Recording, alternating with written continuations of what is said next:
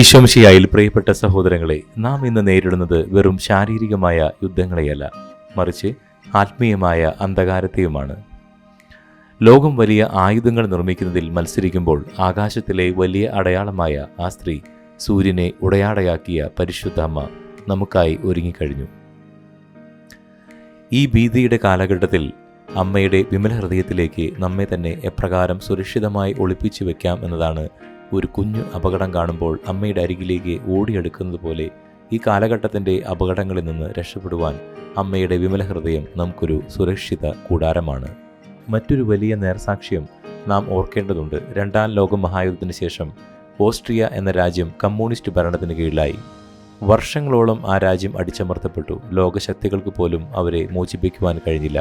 പാവലെക്സ് എന്ന വൈദികൻ ഒരു ആഹ്വാനം നൽകി. ലക്ഷക്കണക്കിന് ആളുകൾ ഒന്നിച്ച് ജപമാല ചൊല്ലിയാൽ അമ്മ ഈ രാജ്യത്തെ രക്ഷിക്കും.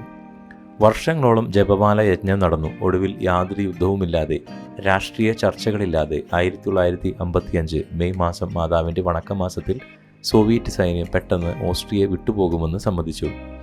ഇതാണ് അമ്മയുടെ കവചത്തിൻ്റെ ശക്തി. അസാധ്യമെന്ന് ലോകം കരുതുന്നത് അമ്മയുടെ വിമല ഹൃദയം സാധ്യമാക്കും.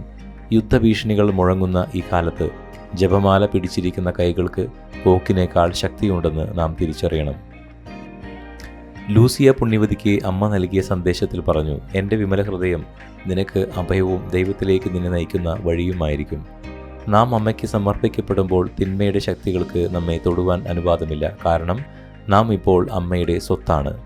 മന്ത്രവാദവും കൂടോത്രവും വഴി തകർന്ന കുടുംബങ്ങൾ അമ്മയുടെ വിമല ഹൃദയത്തിന് പ്രതിഷ്ഠിക്കപ്പെടുമ്പോൾ അവിടെ പുതിയൊരു സ്വർഗീയ സംരക്ഷണം ആരംഭിക്കുന്നു.